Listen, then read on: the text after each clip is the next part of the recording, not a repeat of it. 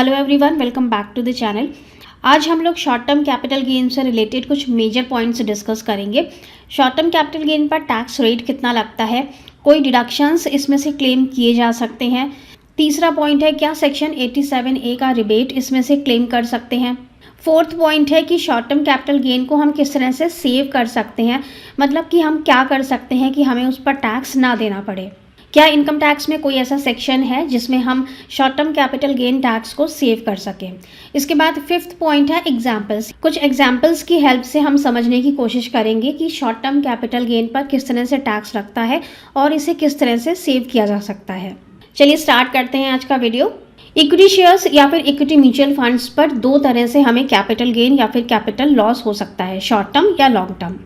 आज हम सिर्फ शॉर्ट टर्म की बात कर रहे हैं। शॉर्ट टर्म कैपिटल गेन या लॉस हमें तब होता है जबकि हम शेयर्स परचेज करते हैं या म्यूचुअल फंड यूनिट्स हमने परचेज की और 12 महीने से पहले हमने उसे सेल आउट कर दिया, तो जो भी हमारा प्रॉफिट बुक होता है या अगर हमें लॉस हुआ तो जो भी लॉस बुक होता है उसे शॉर्ट टर्म कैपिटल गेन या लॉस कहते हैं। सेकेंड पॉइंट है short term capital gain section 111A के अंदर ये कवर होता है और इस पर टैक्स लगता है at the rate of 15%। Section 111A applicable है इक्विटी शेयर्स पर, इक्विटी म्यूचुअल फंड्स पर और यूनिट्स ऑफ बिजनेस ट्रस्ट।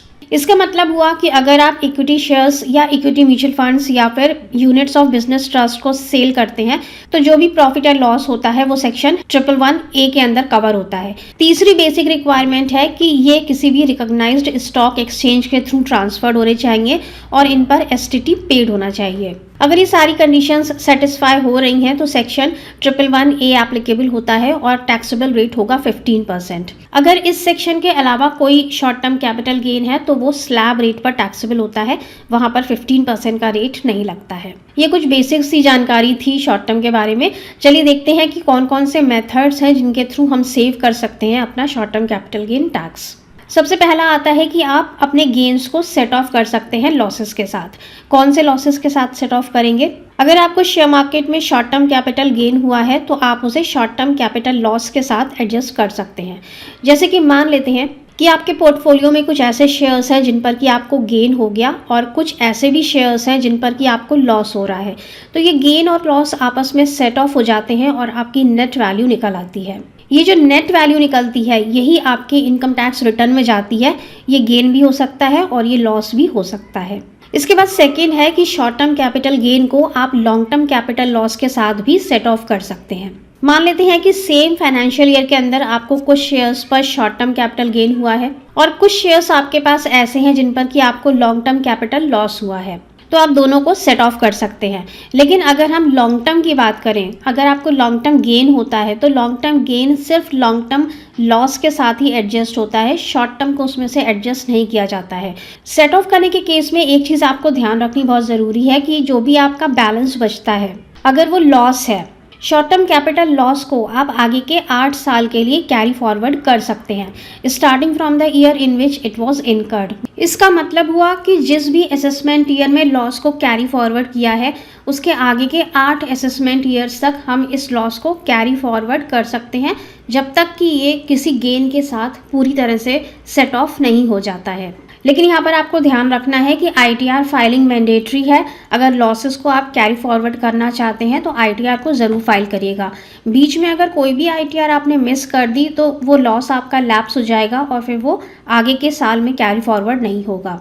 बहुत से लोगों की क्वेरी होती है कि अगर हमें शेयर मार्केट में सिर्फ लॉसेज हुए हैं तो क्या ITR को फाइल करना ज़रूरी है? तो अगर आपको लॉसेज हुए हैं तो आप ज़रूर अपनी ITR फाइल करिए, जिससे कि आप उस लॉस को आगे के साल में कैरी फॉरवर्ड कर सकते हैं और फिर जब आगे के साल में आपको कोई प्रॉफिट हो जाएगा तो उसके साथ ये सेट ऑफ हो जाएगा। अगर आप ITR फाइल नहीं करेंगे तो ये लॉस आप कैरी फॉरवर्ड नहीं कर पाएंगे और फिर अगले साल आपको अपने गेन्स के ऊपर हैवी टैक्सेस देने पड़ेंगे। ये था हमारा फर्स्ट मेथड कि हम क्या लॉसेस के साथ सेट ऑफ कर सकते हैं गेन को। आइए चलते हैं दूसरे मेथड पर।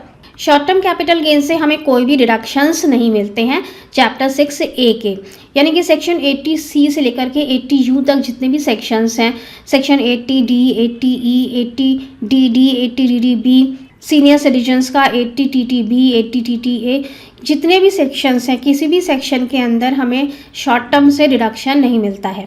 NPS का डिडक्शन भी यहाँ से नहीं ले सकते हैं।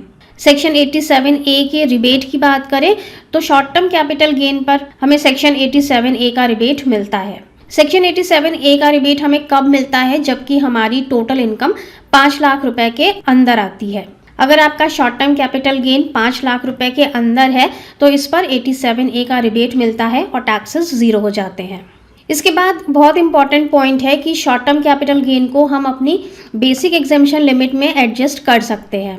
बेसिक एग्जेम्पशन लिमिट हमारी कितनी होती है? इंडिविजुअल्स के केस में 2.5 लाख है, सीनियर सिटीजन्स के लिए 3 लाख है और सुपर सीनियर सिटीजन्स के लिए 5 लाख है। अगर न्यू टैक्स रिजीम में जाएंगे तो तीनों कैटेगरीज के लिए बेसिक एग्जेम्पशन लिमिट 3 लाख है। बेसिक एग्जेम्पशन लिमिट में कैपिटल गेन को एडजस्ट करने के लिए कंडीशन क्या है कि आप इंडियन रेसिडेंट होने चाहिए। अगर आप NRI हैं तो ये बेनिफिट आपको नहीं मिलेगा। अब यहाँ पर क्या कहते हैं कि अगर आपकी टोटल इनकम सारे डिडक्शंस निकालने के बाद जो आपकी टोटल नेट इनकम आती है वो अगर बेसिक एग्जेम्पशन लिमिट से कम आ रही है तो जितना भी शॉर्टफॉल है वो आप बेसिक एग्जेम्पशन लिमिट में एडजस्ट कर सकते हैं और जो बैलेंस बचेगा उस पर 15% का टैक्स लगेगा। चलिए अब इस बात को हम कुछ एग्जाम्पल्स के थ्रू समझेंगे कि किस तरह से बेसिक एग्जेम्पशन लिमिट में एडजस्ट कर लिया जाता है शॉर्ट टर्म कैपिटल गेन को। पहला एग्जाम्पल है जहां पर कि शॉर्ट टर्म के साथ साथ आपकी अदर इनकम भी है, साथ में आपकी सैलरी इनकम भी है। सैलरी इनकम हमने यहाँ पर 1 लाख रुपए की ली है, ये नेट सैलरी है स्टैंडर्ड डिडक्शन के बाद। नेट सैलरी है 1 लाख रुपए की, शॉर्ट टर्म कैपिटल गेन हुआ है हमें 4 लाख रुपए का और अदर सोर्सेज में 50,000 रुपए। मतलब कि हमारी जो मेन इनकम है वो सिर्फ स्टॉक मार्केट से है। स्टॉक मार्केट में हम ट्रेडिंग करते हैं, बाकी सारी इनकम्स हमारी थोड़ी थोड़ी हैं। तो यहाँ पर हमारी जो टोटल इनकम बन के आ रही है वो है 5,50,000 रुपए। अब यहाँ पर अगर हम शॉर्ट टर्म कैपिटल गेन को हटा दें तो जो हमारी बाकी बची हुई इनकम बचती है सैलरी से और अदर सोर्सेज से वो है 1,50,000 रुपए, जो कि हमारी बेसिक एग्जेम्पशन लिमिट से कम है। बेसिक एग्जेम्पशन लिमिट है हमारी 2.5 लाख रुपए की और हमारी जो इनकम है वो बन रही है 1,50,000 रुपए की। कितना शॉर्टफॉल आ रहा है? यहाँ पर 1 लाख रुपए का शॉर्टफॉल आ रहा है। तो हमारा जो शॉर्ट टर्म कैपिटल गेन है उसमें से हम 1 लाख रुपए अपनी बेसिक एग्जेम्पशन लिमिट में एडजस्ट कर सकते हैं। बाकी बचेगा 3 लाख रुपए। तो 3 लाख पर हमारा short term capital gain tax लग जाएगा 15% का, प्लस 4% का सेस अलग से लगेगा। तो इस तरह का केस है। तो यहाँ पर टैक्स बन जाएगा 3 लाख रुपए पर 45,000 रुपए का टैक्स प्लस 1,800 रुपए का सेस। इस तरह से यहाँ पे कैलकुलेशन होती है। एक दूसरा एग्जाम्पल ले लेते हैं। मान लेते हैं कि हमारी अदर इनकम कुछ भी नहीं है, हम सिर्फ स्टॉक मार्केट में इन्वेस्टमेंट करते हैं और यहाँ पर हमें शॉर्ट टर्म कैपिटल गेन हुआ है 4 लाख रुपए का।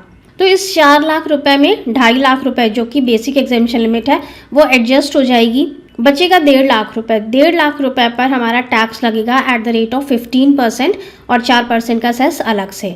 लेकिन क्योंकि सेक्शन 87A का रिबेट भी हमें मिलता है और यहाँ पर हम देख रहे हैं कि हमारा जो गेन है वो सिर्फ 4 लाख रुपए है, यानी कि 5 लाख रुपए से कम है। तो ये जो सेकंड केस है, सेकंड केस में हमें 87A का रिबेट भी मिल जाएगा और भले ही यहाँ पर हमारा टैक्स बन रहा है 22,500 का, लेकिन 87A के रिबेट की वजह से यहाँ पर हमारा टैक्स जीरो हो जाएगा। इस तरह से कैलकुलेशन होती है शॉर्ट टर्म कैपिटल गेन के लिए।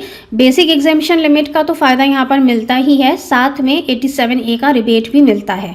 अगर हमारी इनकम 5 लाख रुपए के अंदर आ रही है तो 87A का रिबेट मिल जाता है और हमारे टैक्सेस जीरो हो जाते हैं। तो एक बार क्विक समरी ले लेते हैं। शॉर्ट टर्म कैपिटल गेन को आप शॉर्ट टर्म कैपिटल लॉस से एडजस्ट कर सकते हैं, साथ ही साथ आप इसे लॉन्ग टर्म कैपिटल लॉस से भी एडजस्ट कर सकते हैं। जितना भी बैलेंस बचेगा उस पर टैक्स लगेगा एट द रेट ऑफ 15%। अगर शेयर मार्केट में आपको लॉसेज हुए हैं तो अपनी ITR फाइल करके आप लॉसेज को आगे के साल में कैरी फॉरवर्ड कर सकते हैं। सेक्शन 80C से लेकर के 80U तक कोई भी डिडक्शंस नहीं मिलते हैं। सेक्शन 87A का रिबेट हमें मिलता है शॉर्ट टर्म कैपिटल गेन से, और शॉर्ट टर्म कैपिटल गेन आपकी बेसिक एग्जेम्पशन लिमिट में भी एडजस्ट हो जाता है। जितना भी बैलेंस बचता है, बैलेंस पोर्शन पर हमें टैक्स देना होता है एट द रेट ऑफ 15%। जो कुछ भी आज हमने इस वीडियो में डिस्कस किया है, इसके अलावा कोई भी तरीका नहीं है जिससे आप शॉर्ट टर्म कैपिटल गेन के टैक्स को सेव कर सकें इक्विटी शेयर्स और इक्विटी म्यूचुअल फंड्स पर।